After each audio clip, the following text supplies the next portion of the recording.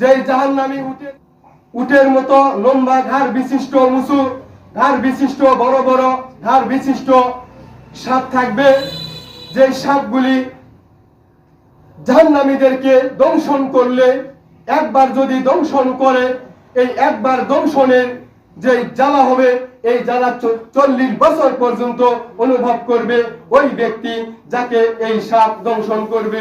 এরপরে রাসূল সাল্লাল্লাহু আলাইহি ওয়াসাল্লাম বলেন, অতঃপর তিনি বলছেন, জাহান্নামী খচ্চরের ন্যায় বিচ্ছু রয়েছে, অর্থাৎ খচ্চর যেই রূপ দেখতে, এই খচ্চরের ন্যায় খচ্চরের মতোই বিচ্ছু রয়েছে। এগুলোর বিষাক্ততার প্রতিক্রিয়া হচ্ছে এই যে এরা একবার দংশন করলে জাহান্নামী ব্যক্তি 40 বছর পর্যন্ত তার জ্বালা অনুভব করবে। নাউজুবিল্লাহ। একবার যদি দংশন করে এই জাহান্নামীর বিচ্ছু, তাহলে তার জ্বালা অনুভব করবে 40 বছর পর্যন্ত।